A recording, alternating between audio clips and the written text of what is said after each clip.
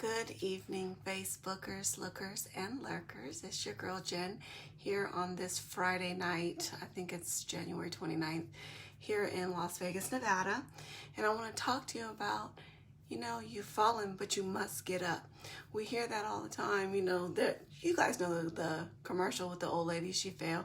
Help, I've fallen and I can't get up.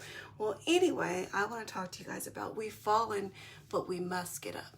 Well, before we go into that, there are many ways we can fall. We can stumble, we can trip, we can be pushed, we can lose our balance, we can fall into a ditch. There are a lot of ways we can stumble and fall. Some things are self-inflicted, some things are a result of other people and what they've done.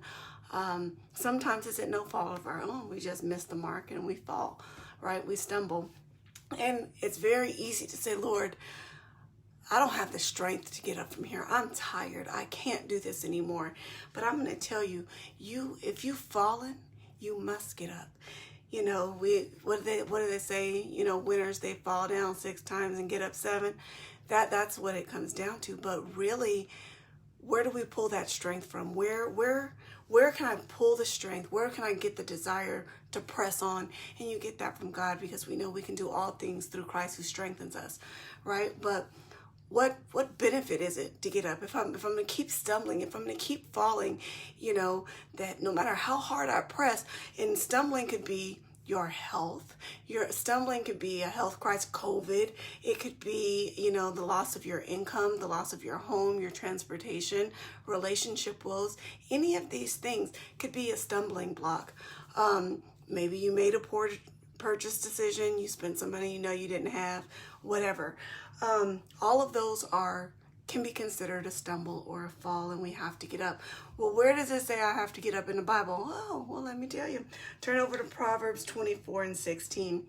And it says, the godly may trip 7 times, but they will get up again. But one disaster is enough to overthrow the wicked. And the reason this is resonating with me so much at this time is very simple, is that the world is going through a crisis, and it keeps coming, and it's coming in waves, and you're like, okay, but it's still under the same umbrella of COVID. And COVID is a pandemic, and we know the damage it's doing. There's life loss, there's employment loss, there's security loss. But we have to make a decision that, we're not going to allow this to overtake us, because God is still in control. And we serve the same God of yesterday and today.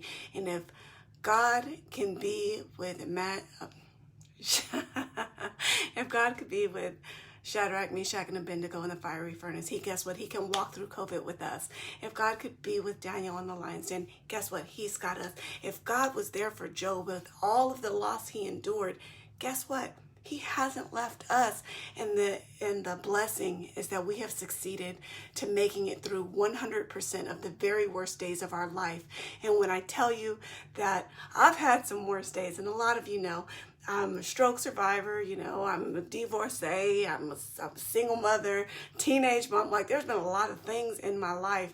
In fact, to the point where I tried to take me out, and God said, get up from here. When we want to throw in the towel, remember, God threw it back and said, wipe your face off and let's make it happen. So instead of making excuses, let's make power moves. Let's encourage one another.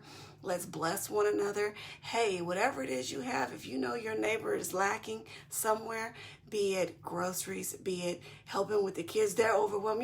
She can't teach that child. She's about to hurt the children trying to teach her at homeschool, because, hey, this is new for everyone.